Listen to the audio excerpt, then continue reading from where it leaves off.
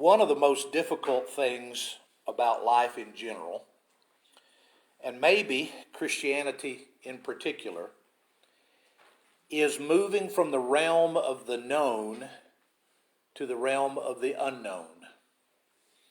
I like things being the way they've always been. I like being comfortable in what I know and what I think I know. But from time to time we run into things in life that we have to get used to something new. And I guess it starts really early when we get ready to go to preschool and Mama takes us to the door and here's this woman we've never seen before, or some man if you have a preschool male teacher. And suddenly Mama waves bye-bye and goes back to the car without you. That's a pretty big adjustment for some little kids. When you get ready to get married, you can't wait to get married, and then there's that day of that wedding, and all of a sudden nothing is ever going to be the same ever again. You learn through the years and you make adjustments through the years, but there's that first day, that moving from the known to the unknown. There's COVID, when everything was the same in early March when I went into the hospital and everything was different by the time I came out. Folks that have had to not meet for worship, that have met for worship every Sunday of their life, and then one day the elders call and say, well, we just can't conscionably do that right now. We're going to have to wait and not meet publicly for a little while. I've always been able to just run down to the grocery store. Now you have to think about it. You have to put on a mask in some places to be able to do the things that you always thought of as being normal. But when it's a spiritual question, moving from the known to the unknown can be even more daunting and even more far-reaching. So as we talk about Nicodemus both today and, Lord willing, again next week, we need to notice that Nicodemus is a man who always knew where he was. He always knew the way things were. He was secure in his knowledge of the way the world worked and his place in that world. And then he met Jesus, and all of a sudden the normal began to shift on him, and he had to move from the known to the unknown. So let's read, starting in John chapter 3. We're going to read for the first 12 verses this week, and then next week we'll pick up with verse 13. There was a man of the Pharisees named Nicodemus, a member of the Jewish ruling council. He came to Jesus at night, and he said, Rabbi, we know you are a teacher who has come from God, for no one could perform the miraculous signs you are doing if God was not with him. In reply, Jesus declared, I'll tell you the truth, no one can see the kingdom of God unless he's born again. How can a man be born when he's old? Nicodemus asked. Surely he cannot enter a second time into his mother's womb. Jesus answered, I tell you the truth. No one can enter the kingdom of God unless he is born of water and the Spirit. Flesh gives birth to flesh, but the Spirit gives birth to spirit. You should not be surprised at my saying you must be born again. The wind blows wherever it pleases. You hear its sound, but you cannot tell where it comes from, and you cannot tell where it's going. So it is with everyone who is born of the Spirit. How can this be? Nicodemus asked. You are Israel's teacher, said Jesus, and do you not understand these things? I tell you the truth. We testify to what we have seen, but still you people do not accept our testimony. I have spoken to you about earthly things, and you do not believe. How then will you believe if I speak to you about heavenly things? Our journey from the known to the unknown has never been optional. Go back and look again at verse 3. Verse 3. I tell you the truth, no one can see the kingdom of God unless he is born again. And then in verse 5, I tell you the truth, no one can enter the kingdom of God unless he is born of water and the Spirit. It's imperative. It's an absolute. There's no exception to the rule. You have to move from the known to the unknown, which is one of the things that made Nicodemus more frustrated than anything else, because the known he had a great handle on, and the unknown he did not. His reputation in life was built on the fact that he knew the known. People came to him for advice. People came to Nicodemus and would ask him what he thought about the law. He sat on the Sanhedrin, so he was somewhat like a member of the Supreme Court. He was a man who knew Jewish law in and out. They asked him about spiritual things having to do with the old law, and he could tell them about Moses and what Isaiah might have thought and how Jeremiah saw the issue. All of those things. He knew those things. But now Jesus is telling him that what he has is not what he needs. And he has to move from the known to the unknown. And it's not optional. Did you notice that Nicodemus came to see Jesus at night? Now there's two possibilities here. One gives him a break, the other one not so much. One theory is that he came to Jesus at night because he was a little chicken. He didn't want everybody to know that he was talking to the Messiah. He didn't want everybody to know that he had decided that maybe Jesus had something to share. The other is that he worked all day and he didn't have time to get to Jesus until after working hours.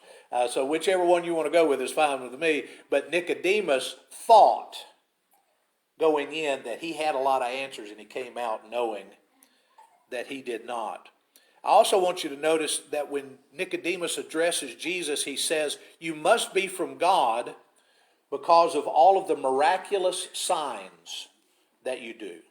Now in the book of John, there are 4 different words that describe Jesus' amazing things that he does. And here we've got 2 of them stuck together. The miraculous signs. Miraculous is from the word dunamis, dynamite, and signs is semeion, which means evidence. So you've got this amazing, powerful evidence that you've been giving to the people through your miracles, through your abnormal, extra scientific behavior. You've got to be somebody sent from God.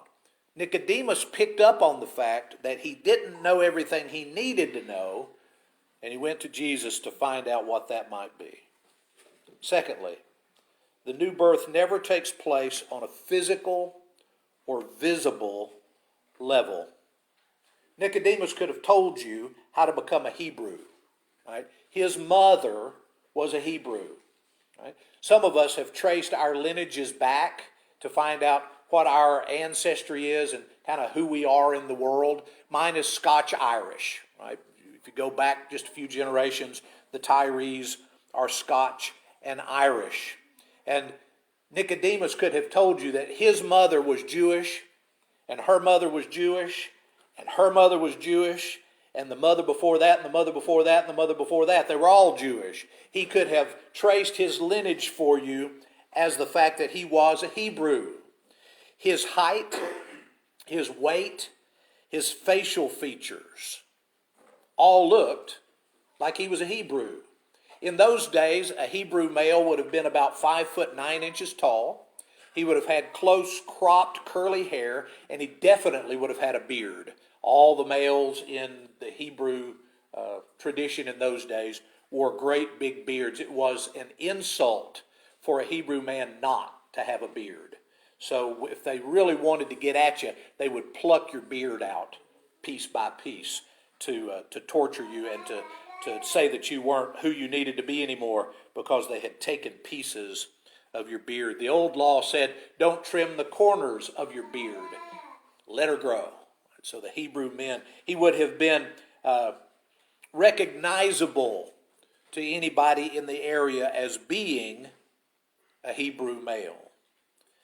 So if you're looking for a physical explanation, how can you go back into your mother's womb a second time and be born? Notice that Nicodemus assumes that if he's going to go back in and be born again, that he's still going to be a Hebrew. Right? He's not giving that idea up at all. I was a Hebrew this time around, and if I was born again from my mother's womb, I'd be a Hebrew the second time around. So he's already missing something in this new birth, this new changed attitude of life. And so Jesus says, you must be born of water and the Spirit. Now, if we connect this to baptism, the same understanding remains. Baptism is not done in hopes of changing the physical. We don't go to the baptistry hoping that we come out somehow physically changed. If that was the case, it would be the greatest diet plan of all time, and we couldn't stop the folks from coming from all over town to get baptized.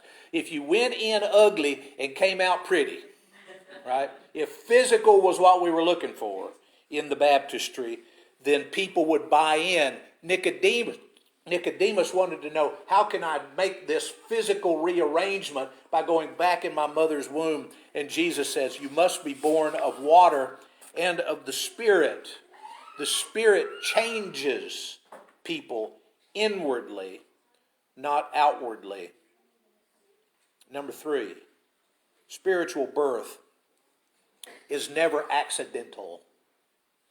All of us were born either by someone else's choice or someone else's accident. Every human comes to the planet based on somebody else's choice or somebody else's accident. But spiritual birth is never accidental. You can't be born again by anybody else's choice, and you can't be born again accidentally. Look over at John chapter 1, and we'll start reading in verse 10. John chapter 1, verse 10.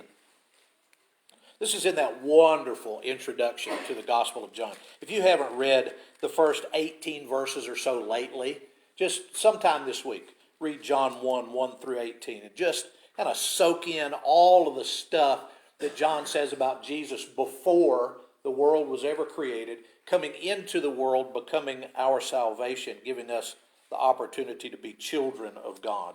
So chapter 1, verse 10, he was in the world, and though the world was made through him, the world did not recognize him. He came to that which was his own, but his own did not receive him. Yet to all who received him, to those who believed in his name, he gave the right to become children of God. Children who were born not of natural descent, nor of human decision, nor of a husband's will, but who were born of God. God's choice, our acceptance of God's choice, spiritual rebirth, has nothing to do with our physical ancestry, and it is never anyone else's choice. Now here's a problem. There are groups who make the choice for their children, and the child will be raised in that particular group. Some of them even baptize them at the time that they're born, so that they will be connected to that particular group. In doing so, they put them in the right direction toward Jesus, but unless that individual, when they grow up, chooses Jesus for themselves, the choice made by someone else means nothing. We can never be brought to a new life, to a spiritual birth, by someone else's decision. And spiritual birth, like physical birth, is not the end of the journey. Right? It's the beginning point of the journey. In John chapter 3 and verse 12, I've spoken to you about earthly things and you don't believe. How are you going to believe if I tell you about spiritual things, heavenly things, eternal things? If you don't understand the basics, if you can't deal with the questions of physical discussions, Jesus says, as time goes by, things are going to happen things are going to be revealed that you're just not going to be ready to handle. You're not going to have the mindset prepared to deal with those things. When Jesus first met Nathan sitting under the tree, and he says, I saw you while you were sitting under the tree. Here's an Israelite in whom there is no guile. And the answer is, how did you know me? I'm amazed. And he says, that amazes you? Wait till you see the Son of Man ascended up on high. Just wait. You haven't seen anything yet. So at the beginning of his ministry, people are beginning to be amazed by him, but they haven't seen anything yet. He tells Nicodemus, if you can't understand the basics, what's going to happen when I try to talk to you about the eternal things, the most important things that we need to deal with? They've stopped now, which is good. But I used to have dreams before big events that terrified me. There was one dream where I would walk up to the front to preach, and I couldn't say anything. And I would just stand there and stare at the group gathered until the elders came and escorted me out. That's not a pleasant one. But it's slightly better than my algebra class dream, which is horrible when you're married to a math teacher. I can't find my locker. Nod if this sounds familiar.